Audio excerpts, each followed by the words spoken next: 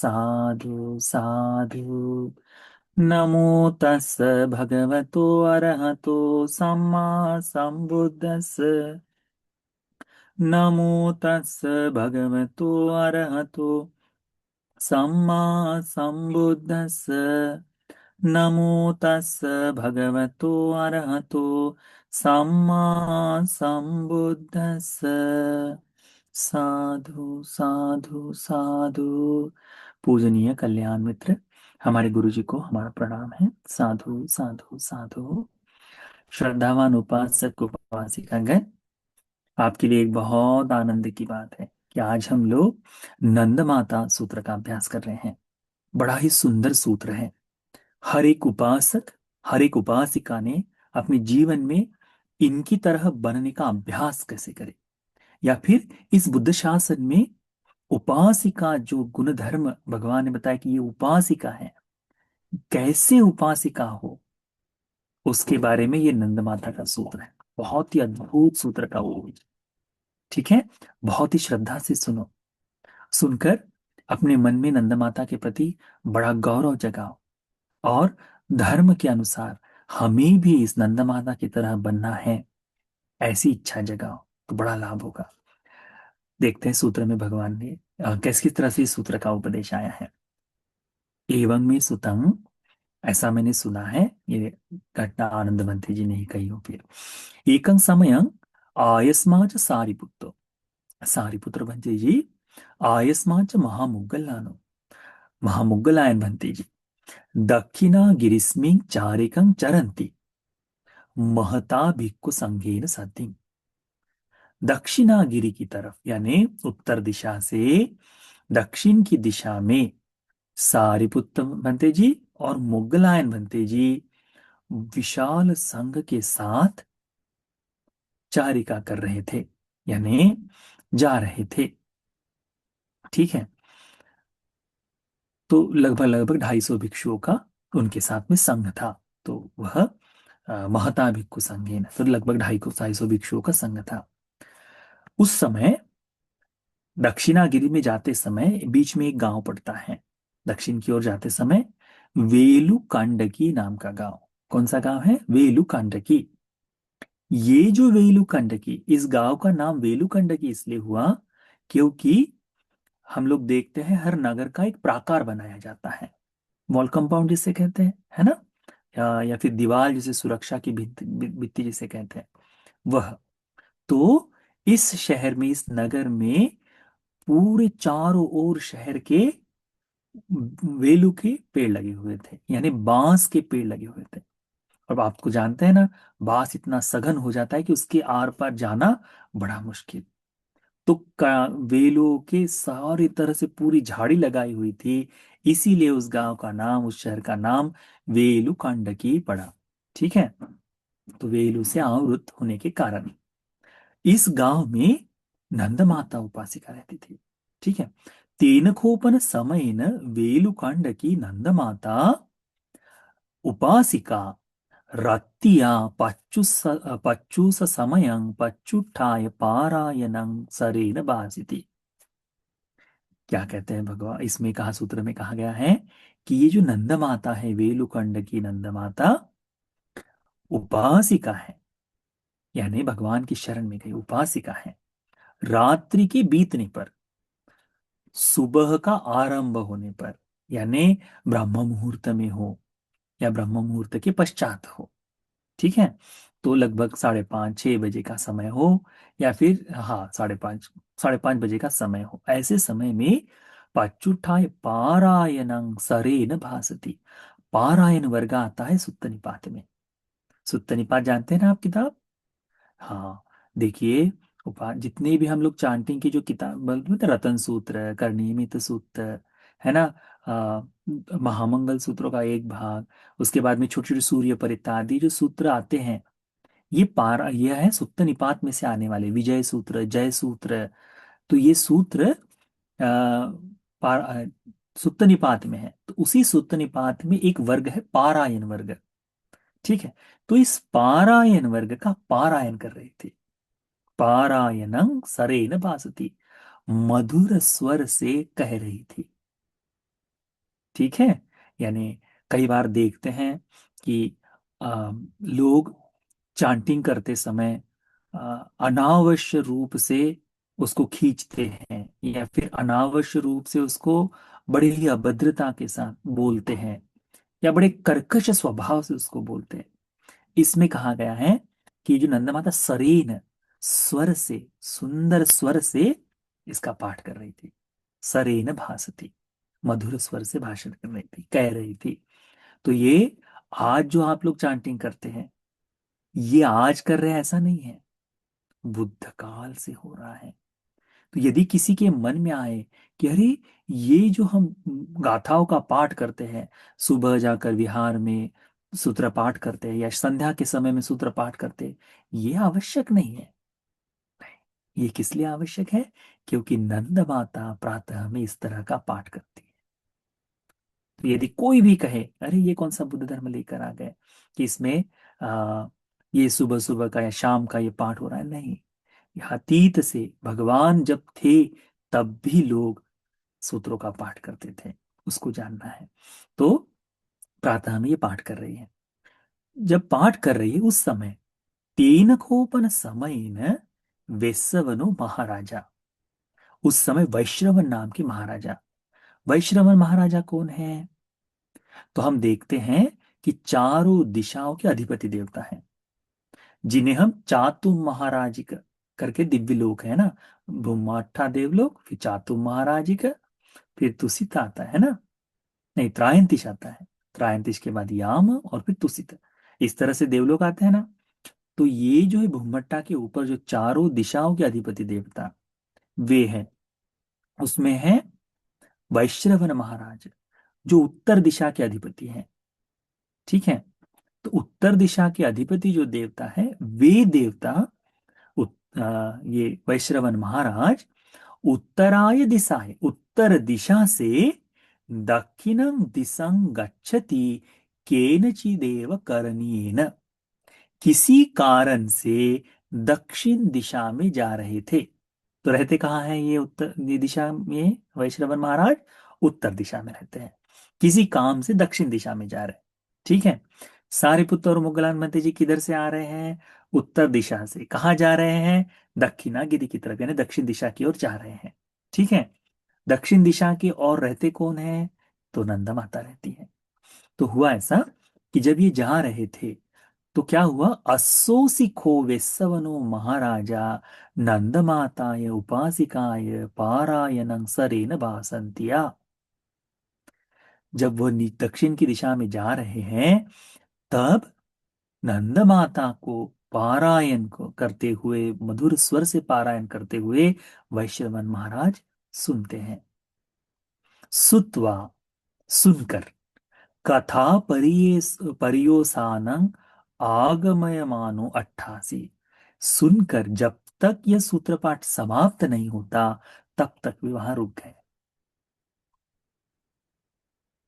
जब कोई धर्म का पाठ करता है, बुद्धवाणी का पाठ करता है, तो बुद्ध धर्म से जुड़े हुए दिव्य, या फिर बुद्ध धर्म से जुड़े हुए उसकी भगवान की वाणी पर श्रद्धा रखने वाले लोग उसे कान देकर सुनते हैं, श्रवण करते हैं, है ना।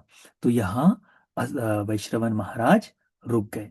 कब तक? जब तक वह सूत्र का पाठ खत्म नहीं होता। अब उस सूत्र का पाठ खत्म होने तक रुके हैं। अथ को नंद माता उपासिका पारायणं सरेन भासित्वा तुन्य होसी, जब नंद माता ने संपूर्ण पारायण किया, उसके बाद वह शांत हुई, मौन जब हुई कि अभी सूत्र पाठ खत्म हो गया करके मौन हुई। अथ को वेस्सवनो महाराजा नंदमाताय उपासिकाय कथा पर्योसानं विदित्वा अभानुमोदी, जब नंद माता को इस तरह से सूत्रपाठ समाप्त किया हुआ जान, मौन देख, वैश्रवण महाराज ने उनके इस कथन का अनुमोदन किया। क्या कहते हैं? साधु भगिनी, साधु भगिनी, बहन साधु है, बहन साधु है करके। हम जो तीन तीन बार साधु साधु कहते हैं ना, हाँ, साधु साधु साधु, या फिर साधु साधु ऐसा भी कह सकते हैं। तो ये जो वैश्रवण महाराज है, उसके कथा का अनुमोदन करते हैं। तो ये अनुमोदन करने वाली परंपरा आज की है? नहीं, नहीं है, अतीत से चली आ रही है। कि जब भी कोई कुशल कर्म करे, जब भी कोई कुछ कहे, उसके पश्चात साधु साधु कर अनुमोदन हुआ जाता है। ठीक है। तब जब ये बात, अब कहते नंदा माता घर में अकेली है, सूत्रों का पाठ करके समाप्त किया है, और अचानक से किसी ने आकाश से साधु साधु करके कहा। तो नंदा माता तुरंत उसको प्रश्न पूछती है, कोपनेसो भद्रमुखाति, ये जो अनुमोदन करने वाले तुम, हे भद्रमुख, कौन हो? तो शायद वे दिखाई दे रहे हैं, अब देवता रूप है, देवता है, वैश्रवण महाराज है। तो भद्रमुख यानी जिनका चेहरा कांतिमय हो, शांत हो, सुंदर दिखाई दे, चमकता हुआ दिखाई दे, उसे भद्रमुख कहते हैं, है ना। तो भद्र यानी सुंदर, भद्र यानी सबसे बहुत ही खूबसूरत, भद्र यानी बेस्ट। ठीक है। तो भद्रमुखा, हे भद्रमुख, तुम कौन हो? तब वो उत्तर देते, क्या कहते हैं? अहं ते भगिनी भाता वेसवनो महाराजाते। क्या कहते हैं वे? अहं ते भगिनी, हे भगिनी, मैं तुम्हारा भाता, छोटा भाई, वैसवनो महाराजाती, मैं तुम्हारा छोटा भाई हूं। अब ये बड़ी अजीब अद्भुत बात है। ये क्यों अद्भुत बात है? देवलोक में जन्म लिए और मनुष्य लोक में जो उपासिका है उसे बड़ा भाई कह रहे हैं। इसका कारण, धर्म में दोनों ही तथागत के श्रावक हैं। धर्म में दोनों ही तथागत के श्रावक हैं। इसमें आयु का अंतर नहीं, धर्म बोध का अंतर है। जैसे आप देखो, हम आप लोगों से, इनमें आदि बहुत लोगों से हम उम्र में छोटे हैं, भिक्षु हैं, छोटे हैं, परंतु कोई यदि कहे कि अरे उम्र में छोटे हैं, हमने नमन नहीं करना चाहिए, तो इसमें अंतर कहाँ आ जाता है? संन्यास धर्म का अंतर आ जाता है।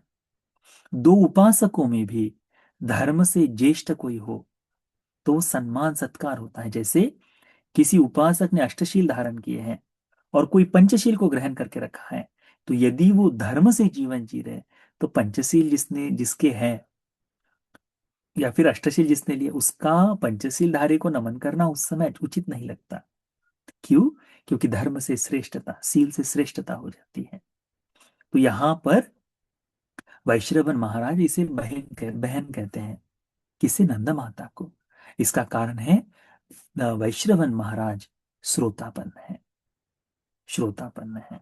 और यह जो नंदा माता है, यह उनसे धर्म के फलों में श्रेष्ठ है। इसीलिए वे कहते हैं कि बहन, मैं तुम्हारा छोटा भाई, भगिनी सभाता, भगिनी भाता वेसवनो महाराज, मैं तुम्हारा भाई हूँ, वैश्रवण महाराज। तो साधु भद्रमुख, बहुत सुंदर, साधु भद्रमुख क्या कहती है? ठीक है भद्रमुख, तेन ही यो मे अयं धम्म पर्यायो भानितो भनितो इदं ते होन्तु आतिथ्ययन्ति।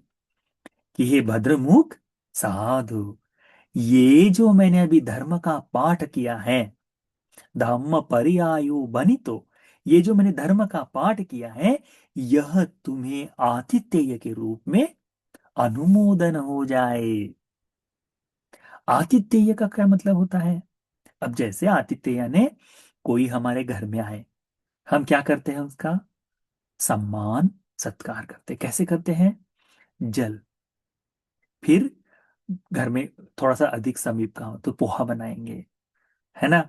थोड़ा सा और कुछ हो तो कुछ खान पान के लिए सारी मिठाइयों से लेकर काजू वाजू का डब्बा वब्बा लाकर देते हैं।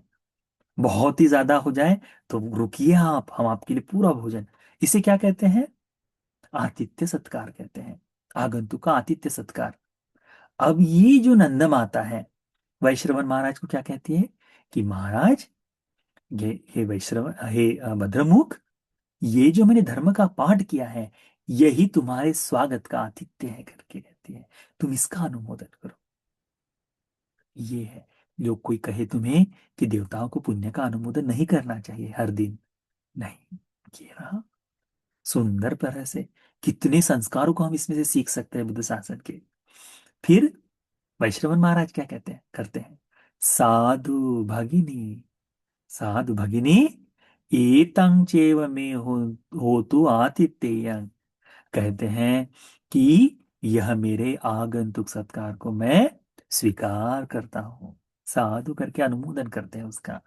पुण्य का अनुमोदन देवगण करते हैं, इस बात को भूलना नहीं चाहिए। पुण्य का अनुमोदन देवता लोग करते हैं, इस बात को हमेशा ध्यान में रखना चाहिए। बुद्ध धर्म में किसी देवताओं की पूजा नहीं है, कोई कर्मकांड नहीं है, परंतु जो हमारे द्वारा सत्कर्म किया जाता है, उस सत्कर्म का अनुमोदन करना, यह बुद्ध परंपरा है, बुद्ध शासन की परंपरा है, उसे करना चाहिए। ठीक है। तो यहां तक देखते हैं, अनुमोदन करते हैं। फिर वैश्रवण महाराज क्या बताते हैं, स्वेव सारिपुत्त मोग्गलान प्रमुखो भिक्खु संघो अकत पातरासु वेणुकंडकं आगमिष्यति। भगिनी, ये सारिपुत्र और मुगलायन भंते जी महान भिक्षु संघ के साथ वेणुकंडक नाम के गांव की ओर चलकर आ रहे हैं। अकतर पातरासु, यानी रास्ते के बीच में है। तंच भिक्खु संघं परिविसित्वा मम दक्षिणं आदिशेयासि। तुम इस संघ को निमंत्रण देकर दक्षिणा दो, मेरी ओर से भोजन कराओ। एतं चैव मे भविष्यति आतिथ्ययन्ति, यह भी मेरे लिए आतिथ्य का अनुमोदन होगा करके। यानी एक तो सूत्रों का अनुमोदन कर लिए, और दूसरा मम दक्षिणांग आदिशि, मेरे कहने पर उनका निमंत्रण, उन्हें निमंत्रण देकर उनके लिए भोजन तैयार करके वो दान दो, और उस दान का पुण्य मुझे अनुमोदन करो, कि वो भविष्य में, भविष्यति आतिथ्ययन्ति, वह भविष्य में मुझे अनुमोदन करो जब कर लो। तो बात सुन लेती है। नंद माता उपासिका है। भंते जी अभी विहार में आए नहीं, आने से पूर्व ही सूचना मिल गई कि भंते आए हैं, भंते जी आ रहे हैं करके। तो नंद माता क्या कहती है, अथ को नंद माता उपासिका तस् रत्या अच्छयेन सके निवेशने पनीतं खादनीयं भोजनीयानि पटियादापीसी। तो तब, अब ये रात्रि का अंतिम प्रहर चल रहा है ना, है ना। तो उस रात्रि के समाप्त होने पर, अब रात्रि के 3 पहर या 2 पहर होते हैं, तो दूसरे पहर के अंतिम भाग में शायद वह पाठ कर रही हो। अब वो रात्रि का पहर खत्म होकर क्या होता है, रत्तिया, तस्मा रत्या अच्छये न सके, रात्रि समाप्त होते ही अपने ही घर में निवेशने, निवेशने अपने घर में प्रणीत ऐसा बहुत ही स्वादिष्ट सुंदर खादनीय भोजनीय पटियादापेसी, वह तैयार करती है, भोजन बनाती है। अब ये बात सारिपुत्र मुगलान पंत जी को नहीं मालूम कि उनके आने से पहले भोजन तैयार है करके, परंतु बताती है। अब अथको सारिपुत्र मोग्गलान प्रमुखो भिक्खु संघो अकत पातरासु येन वेणुकंटको कंडको। सारिपुत्र भंते जी और मुगलान भंते जी प्रमुख भिक्षु संघ इस वेणुकंडक नाम के गांव में आ जाता है। अथ को नंद माता उपासिका अन्यतरंग पुरुषं आमंत्रेसी। तब नंद माता एक उपासक, किसी अन्य पुरुष को, किसी एक व्यक्ति को बुलाती है और कहती है, ये ही तो अंगम्बो पुरुष, हे पुरुष यहाँ हो, और क्या करो, मेरी वाणी से आराम गंत्वा भिक्खु संग कालं आरोचे, जाकर भिक्षु संघ को मेरी वाणी से निमंत्रण देकर आओ, उन्हें काल हो गया ऐसा सूचित करो। किसका काल हो गया है, कालो भंते अय्याय नंदमातुया निवेशने निट्टितं बत्तंती। भंते, समय हो गया है नंद माता उपासिका के घर में भोजन ग्रहण करने का। भोजन के लिए आप आइए करके निमंत्रण देती है। एवं अन्य ये कर कर कि हे भगिनी आर्य कहकर वह पुरुष भगवान उनके उनको नंद माता के पास से भिक्षु संघ जहाँ है उस आराम में जाता है, आश्रम में जाकर भिक्षु संघ को कालंग आरोचेसी कि जाओ बनते, यह समय है नंद माता के घर में भोजन का। अथ को सारिपुत्त मोग्गलान पमुको भिक्खु संगो पुब्बन्न समय निवासित्वा पत्तचीवर मादाय येन नंदमाताय उपासिकाय निवेशनम तेनोपसंकनी। अब जब भंते जी लोग आ गए, गांव में आए प्रातः में, तो हाथ पैर धोकर जब वो सब फारिग हो गए, उसी समय में ये व्यक्ति आया और बताया कि नंद माता का नंद माता ने घर में भोजन के लिए बुलाया। तो भंते जी लोग सब लोग अपना पात्र चीवर लेकर तैयारी कर कर नंद माता के घर में जाते हैं। नंद माता ने पहले ही भंते जी संघ को पूरा बैठने की सारी व्यवस्था कर दी। तो उपसंक्रमित्वा पन्यत्य आसन निसीदी, जो प्रज्ञप्त आसन है उस पर जाकर भंतेगण विराजमान होते हैं। तब अथ को नंदमाता उपासिका सारिपुत्त मोग्गलान प्रमुखं भिक्खु संघं पनीतेन खादनीयेन भोजनेन सहत्ता संतंपेसी संपवारेसी।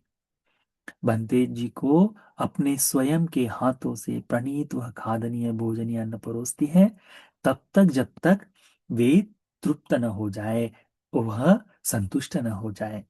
संतम पेसी संपवारिसी का अर्थ वो होता है कि जब तक उनमें हाँ पर्याप्त हो गया है, इतना बहुत है करके कहने तक परोसती है। अब जब सारिपुत्र बनते जी मुगलान बनते जी सब संपूर्ण भिक्खु संघ का भोजन कर लिया है, तो भोजन के बाद पात्रस को पानी नल का हाथ बाहर निकाल लेते हैं।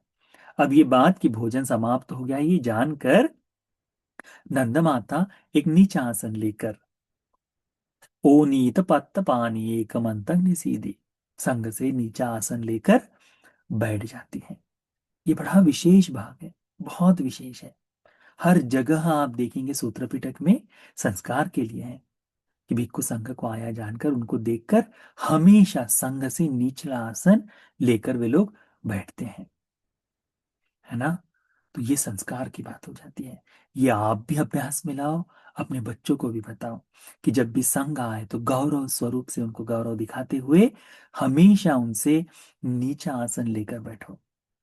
तो ये बुद्ध शासन की परंपरा है। तब जब बैठ गए तो बैठे हुए नंद माता को सारिपुत्र भंते जी पूछते हैं, एकमंतं निसिन्नं को नंदमातरं उपासिकं आयस्मा सारिपुत्तो एतदवोच। अब सारिपुत्र भंते जी नंद माता को पूछते हैं, क्या पूछते हैं? कोपनते नंद माते, हे नंद माता, किसने तुम्हें बताया भिक्षु संघ स अभ्यागमनं आरोचेसी, कि भिक्षु संघ यहाँ आ रहा है? ये आपको किसने बताया, कैसे आपको पता चला? तब नंद माता पूरा विस्तार बताती है, कहती है कि भंते, प्रातः के समय नियमित रूप से जो मैं पारायण करती हूँ, तो पारायण वर्ग का मैं पाठ कर रही थी। तब पारायण को समाप्त कर जब किया, तब वैश्रवण महाराज जो उत्तर दिशा से दक्षिण की ओर जा रहे थे, उन्होंने सुना। सुनकर रुके, पूरा श्रवण कर कर उन्होंने मेरे प्रातः के चांटिंग का, पाठ का, पारायण का, सज्जायना का क्या किया, अनुमोदन किया। और उन्होंने बताया कि मेरे लिए और एक पुण्य कर सकते हो, वह कि सारे पुत्र मुगलान भंते जी को निमंत्रण दो, संघ को निमंत्रण दो, और वह मुझे दो। तब वो बता कहती है, एतं चेव में भासी भविष्यति आतिथ्य। तो महेश रमन महाराज ने कहा कि वो भविष्य में हो। यदिदं भंते दानी, भंते, यह जो दान दिया है, पुण्यंच पुण्यमहिंच, ये जो पुण्य है, ये महापुण्य का भंडार जो है, संचित पुण्य पुंज है, यह वेस्सवनस्य महाराजस्य सुखाय होतुति, कि ये सारा पुण्य, ये पुण्य की महिमा, पुण्य की महिमा वैश्रवण महाराज के सुख के लिए हो जाए। किसके लिए? वैश्रवण महाराज के लिए। कौन अनुमोदन कर रहा है? नंद माता कह रही, विस्तार करने के बाद कि ये नंद माता बताती है कि वैश्रवण महाराज ने मुझे बताया कि भोजन दान दो। अब ये जो भोजन दिए हैं हमने, कि सारिपुत्र बनते, मैंने जो भोजन दान दिया है, तो इससे जो संचित पुण्य है, ये पुण्य की महिमा जो है, ये संपूर्ण वैश्रवण महाराज के सुख के लिए हो। इतना सुंदर। वह देवताओं के सम्मुख, अब सब कोई देवताओं को देख नहीं पाते, पर वो एक जो भाव है, उतनी मात्र से जो अनुमोदन का स्वभाव, कितना अद्भुत है। करना चाहिए। तब सारिपुत्र भंते जी कहते हैं, आश्चर्य नंद माते, अभूतं नंद माते। आश्चर्य है नंद माता, अद्भुत है नंद माता। क्या? यत्र ही नाम विस्सवनेन महाराजेन एवं महिद्दिकेन एवं महेशक्येन देवपुत्रेण सम्मुखा सल्लपिस्सति सल्लपिस्ससीति।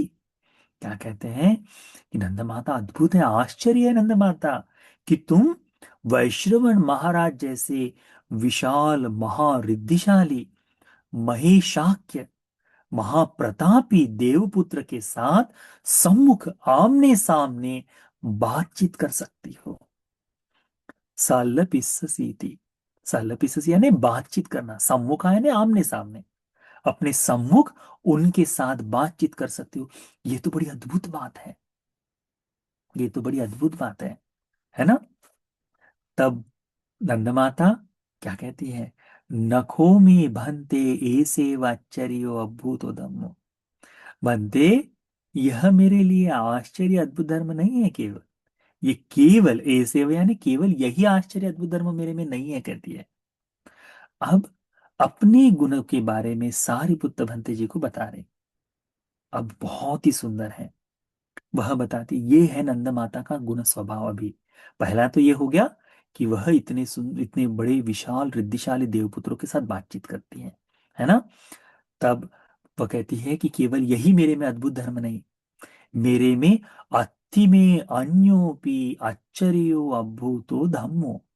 कि बनते मुझ में अन्य दूसरे भी आश्चर्य अद्भुत धर्म हैं। यानी आश्चर्य अद्भुत धर्म क्या होते हैं? सामान्य मनुष्य स्वभाव से आगे बढ़कर जो गुण किसी में बैठ गए हैं, उन्हें कहते हैं आश्चर्य अद्भुत धर्म।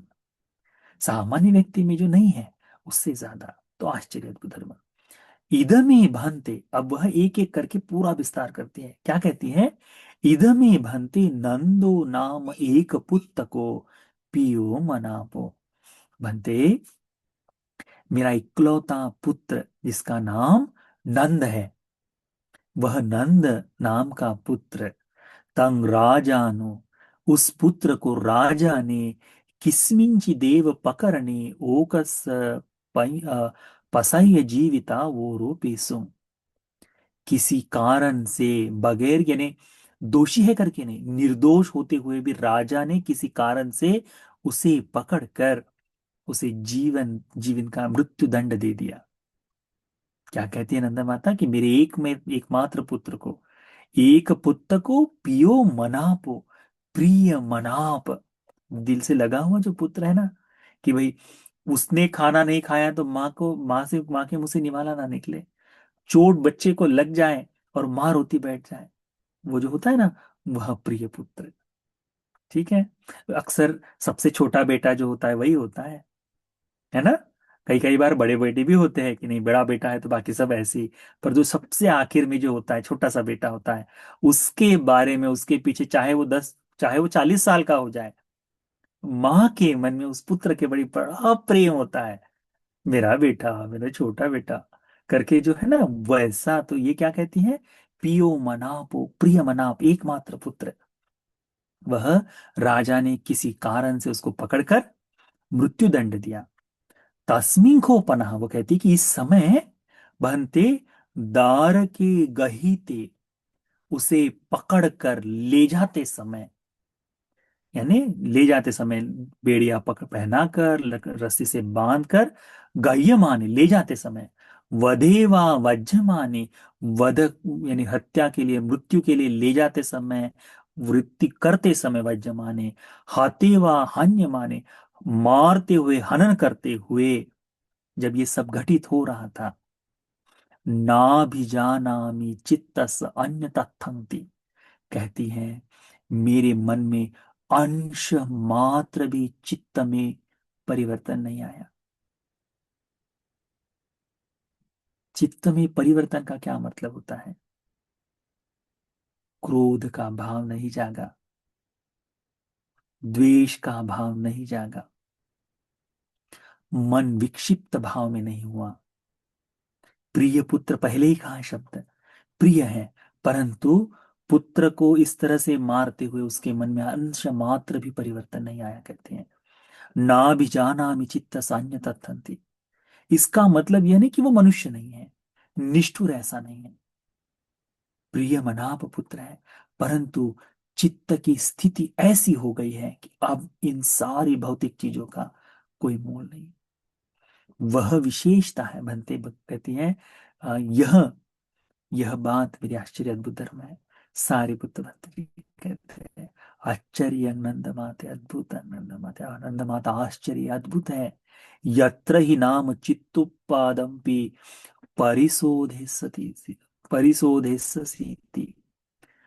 आश्चर्य अद्भुत है आनंद माते, जो तुमने अपने चित्त को इस तरह से परिशुद्ध कर लिया है, इस तरह से अपने चित्त को धर्म में बिठा लिया है, इस तरह से चित्त को निर्मित कर दिया है। परिशोधे सती, इतना साफ, इतना निर्मल हो गया है उनका चित्त करके सारिपुत्र पंडित जी प्रशंसा करते हैं। फिर वो कहती है, उसके बाद का गुणधर्म है नखो में भंते सेव आश्चर्य व अद्भुतो धम्मो। भंते, केवल यही एकमात्र मुझ में आश्चर्य अद्भुत धर्म नहीं है, अति में अन्यों भी आश्चर्य व अद्भुतो धम्मो, मेरे में अन्य भी दूसरे भी आश्चर्य अद्भुत धर्म है। कौन से? तो कहती है इदमे भंते सामिको कालंकतो अन्यतरं यक्षयोनि उपपन्नो। कहती है भंते, मेरा पति, कौन? स्वामी, है ना, मेरा स्वामी जो कहते हैं ना हम लोग।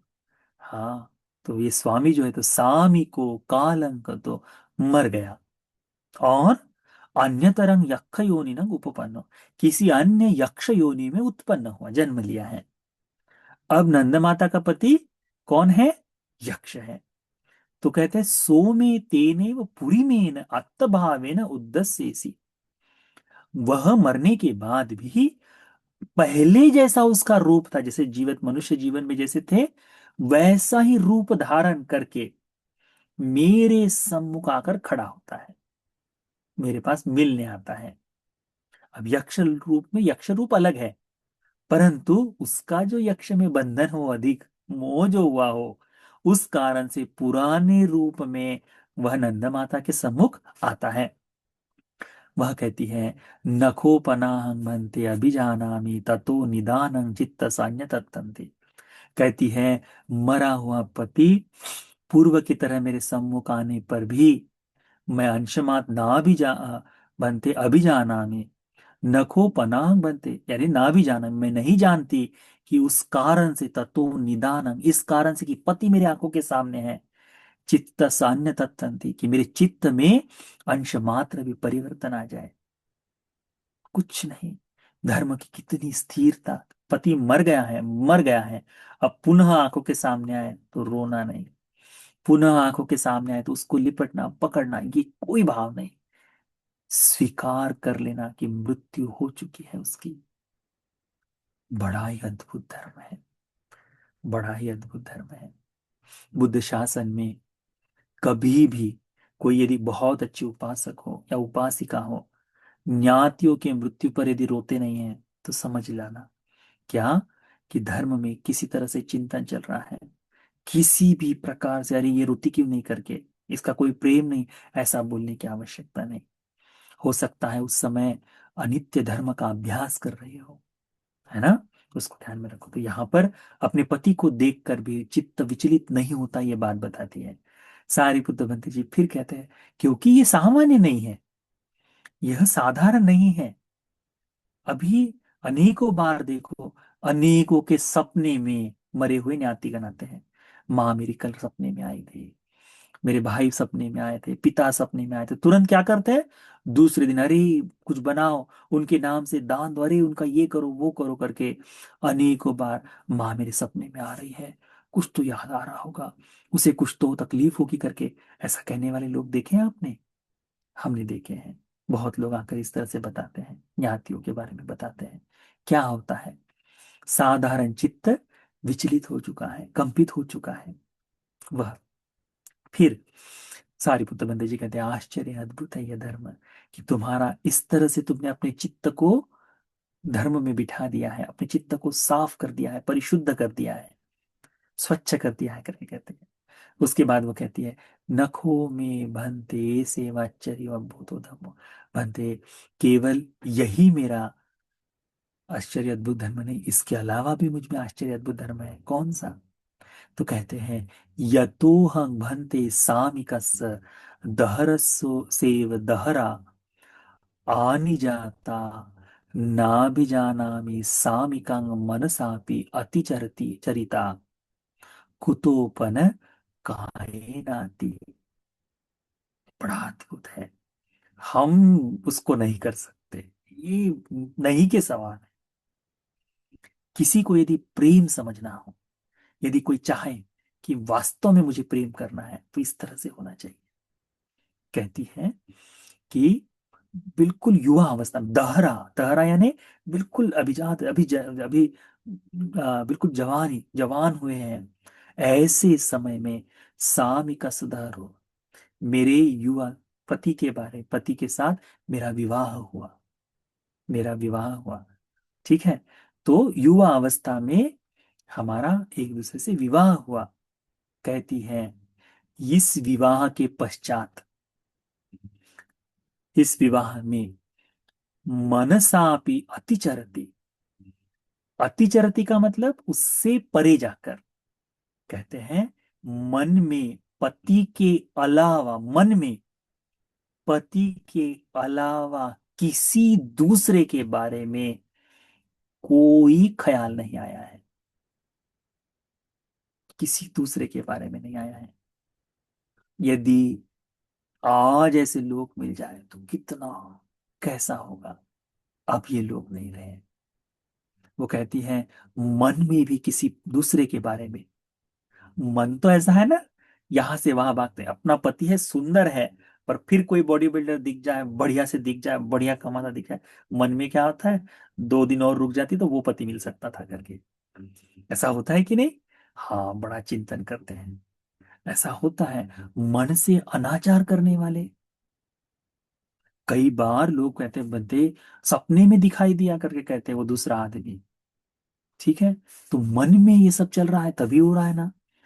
नंद माता कहती है, अंश मात्र के लिए नहीं जानती कि किसी मेरे पति के अलावा दूसरे किसी व्यक्ति का अतिचरिता, दूसरे किसी पुरुष के बारे में मन में कोई विचार आया हो, मन में कुतोपन कायनाति, शरीर से किए हुए कर्म का कहना ही क्या। ये जो कामी सुमिच्छाचारा का धर्म है, शरीर का है वह कामी सुमिच्छाचारा वेरमणि, कि भाई व्यभिचार मत करना काया से, ये है। चित्त के बारे में कितनी, तो मन में ही नहीं आया कहते कभी। हम लोगों का ऐसा नहीं है। हम लोगों के मन में तो दसियों लोग आते रहते हैं, दसियों लोग जाते रहते हैं। फिर अपने पति की ओर देखकर, पता नहीं ऐसे ही मिल गया ये मुझे, मेरे नसीब में ही ऐसा था, मेरे भाग्य ही फूटे थे करके रोने वाले लोग भी है कि नहीं, देखे आपने? हाँ, किसी से प्रेम करना हो तो बस उसको जीवन दे दिया संपूर्ण। अब उसके अनुसार अपने जीवन में पूरा जीवन उस अनुसार बिताना, वह है प्रेम की परिभाषा।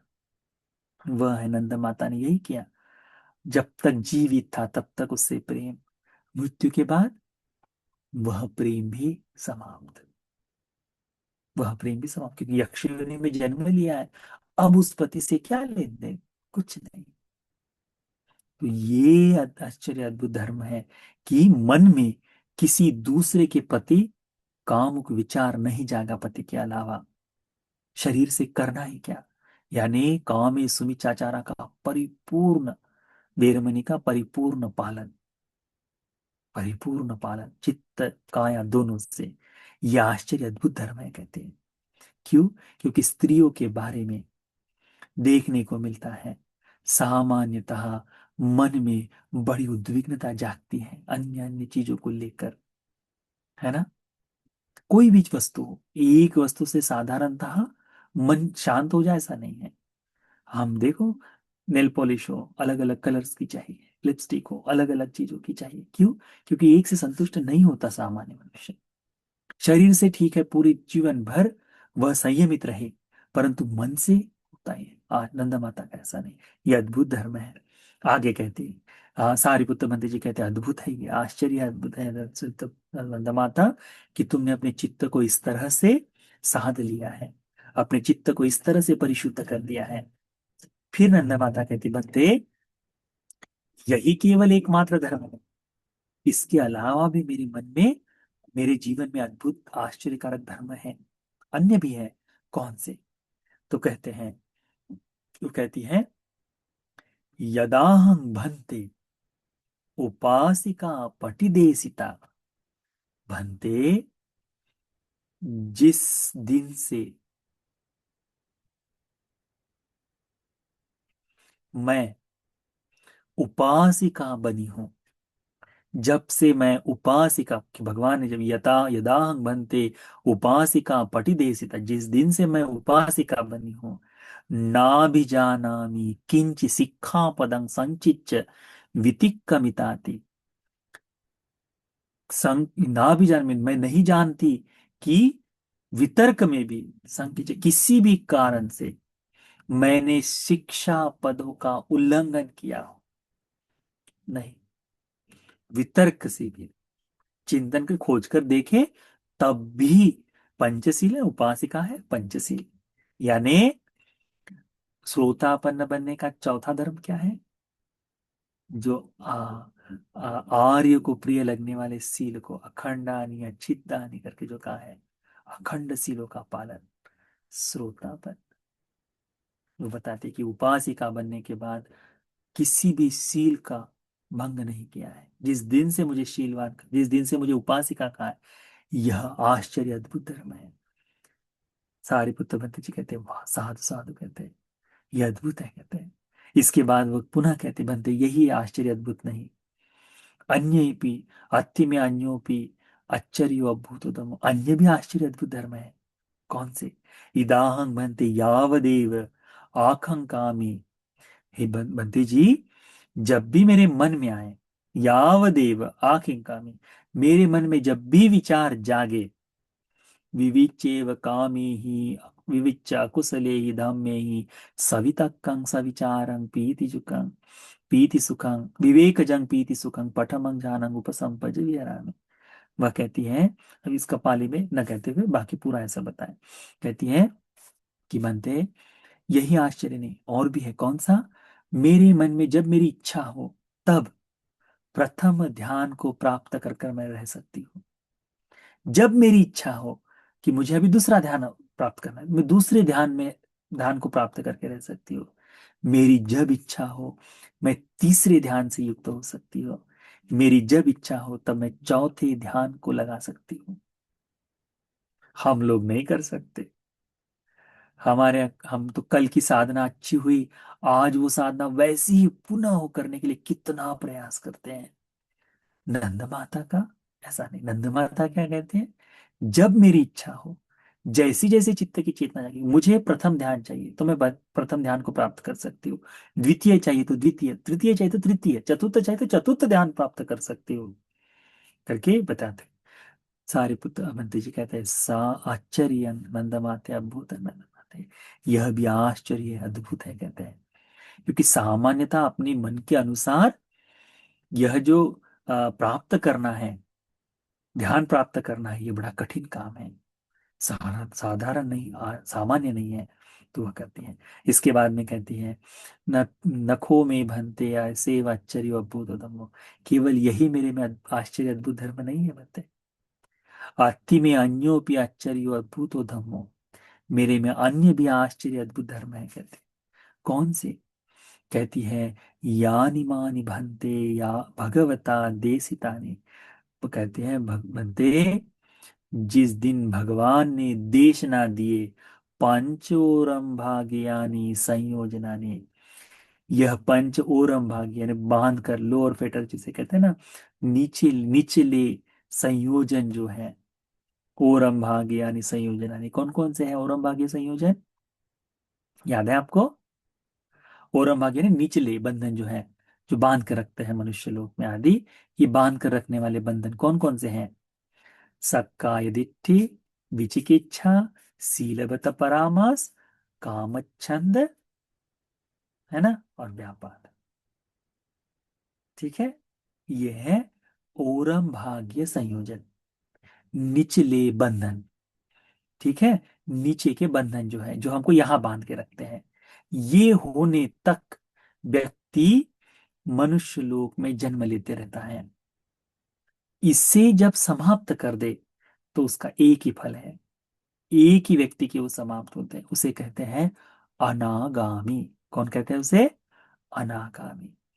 तो कहते हैं जिस दिन यानी मानी भन्ते भगवता देसितानि पंचोरम भाग्यानि संयोजनानि, जिस दिन भगवान ने मुझे पांच ओरम भाग्य संयोजनों की देशना दी, नाहं तेसं किंचियात्तनि अपहीनं समनुपस्सामिति, मैं ऐसा एक भी नहीं जानती जो प्रहीन ना हो गया हो, अपहीनं, प्रहीन न हुआ हो, ऐसा संयोजन नहीं जानती। इसका मतलब क्या है? पांचों संयोजन प्रहीन हो चुके हैं। जिसके पांचों संयोजन प्रहीन हो गए उसे क्या कहते हैं? अनागामी। तो नंद माता यहां क्या बता रही है? बनते, मैं अनागामी श्राविका हूं।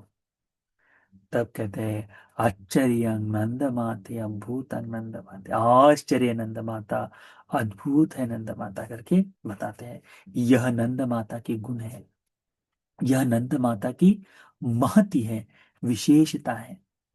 यदि कोई श्राविका चाहती है कि मुझे धर्म में भगवान ने जिसकी तरह बनने के लिए बताया वैसे बन जाओ, किसकी तरह बनना है? नंद माता की तरह। तो इस बात को ध्यान में रखो। अथ को आयस्मा सारिपुत्तो नंदमातरं उपासिका उपासिकं धम्मिया कथाय संदर्शित्वा समादपित्वा समुत्तेजित्वा संपहंसित्वा उत्थायासना पक्कामीति। अब देखो, अनागामी है, फिर भी धर्म श्रवण की इच्छा समाप्त नहीं होती, यानी धर्म श्रवण से आनंद ही आता। तो क्या कहते हैं? सारिपुत्र भंते नंद माता उपासिका को धम्मिया कथाय, धर्म की कथा सुनाते हैं, धर्म की बात कहते हैं। संदस्यत्वा, उपदेशित कर कर, समादपित्वा, उसे उपदेशित कर कर, उसमें धारित कर कर, समुत्तेजित्वा, आनंदित कर कर, धर्म प्रसाद से प्रशंसित कर कर, संपहंसित्वा, प्रमुदित भाव लाकर, धर्म कथा देकर बड़ा आनंद जाता है ना। तो इस तरह से धर्म देशना करके उत्थायासना पक्कमिति, तब अपने आसन से उठकर संघ के साथ सारिपुत्र मंत्री चले गए। यह है नंद माता सूत्र। नंद माता सूत्र के इन गुणों को बढ़िया से ध्यान में रखो। नंद माता के कौन कौन से गुण हैं? एक, महारिद्धिमान देवताओं के साथ नंद माता बातचीत कर सकती हैं। दो, अंश मात्र भी, पुत्र की मृत्यु पर अंश मात्र भी चित्त विक्षिप्त नहीं हुआ। तीसरा, तीसरा क्या है? पति यक्षलोक में है, अंश मात्र भी चित्त विक्षिप्त नहीं हुआ। चौथा क्या है? जिस दिन से शादी हुई किसी दूसरे पुरुष के प्रति मन में विचार भी नहीं जागा, शरीर से करना ही क्या। उसके बाद में है कि आ, हाँ, उसके बाद में आता है कि भगवान ने जिस दिन से, यानी उपासिका, जब से वो उपासिका बनी है, जिस दिन से उपासिका बनी है, पंचशील को अंश मात्र भी टूटा नहीं है। पंचशील में किसी भी शील के टूटने के बारे में उसके मन में कभी भाव नहीं आया। पूर्णतः परिशुद्ध, पूर्णतः परिशुद्ध। उसके बाद में आता है जब जब इच्छा हो, जब इच्छा हो तब वह प्रथम ध्यान, द्वितीय ध्यान, तृतीय ध्यान, चतुर्थ ध्यान को प्राप्त कर सकती है। और अंतिम है कि जिस दिन से भगवान ने उसे यह पंच और भाग्य धर्म बताए, जो मनुष्य लोक में जो बांधे रखते हैं, ये धर्म जब जिस दिन से बताए, उस दिन से कहती है, मैं नहीं जानती कि मेरा कोई भी संयोजन बचा हुआ हो जो प्रहीन न हो, ऐसा कोई संयोजन नहीं जानती। यानी सारे ही ओरम भाग्य संयोजन प्रहीन हो चुके हैं। तो क्या क्या हो चुका है? सक्काय दिट्ठी, विचिकिच्छा, सीलबत परामास, काम छंद, है ना, और व्यापार, ये सारी ये पांचों चीजें प्रहीन हो चुकी हैं। तो केवल अनागामी यहां से मृत्यु प्राप्त कर ब्रह्मलोक में जन्म होगा, वहां अरहत्व को बोध कर लेगी। आज हो सकता है नंद माता अरहंत है ना, हुआ भी होगा, क्योंकि अनागामी यही थी। तो यहां से मृत्यु होकर अरहंत ही बनता है, अरहंत। तो ये नंद माता के अद्भुत गुण है सात, इनको अच्छी तरह से ध्यान में रखो। भगवान ने ये गुण बताए हैं उपासिका के, है ना। तो ये सूत्र, नंद माता का सूत्र, सभी को श्रद्धा के सृजन के लिए, भगवान के धर्म के प्रति और श्रद्धा पुष्ट होने के लिए, उपासिका किस तरह से होती है इस बात को अच्छी तरह समझकर, गुण धर्मों का विकास करते हुए, धर्म का अभ्यास करते हुए, नंदमाता की तरह धर्मधारी बनने के लिए, उत्तम चार आर्य सत्य के बोध के लिए यह धर्म का उपदेश हेतु बन जाए, प्रत्यय हो जाए। साधु साधु साधु।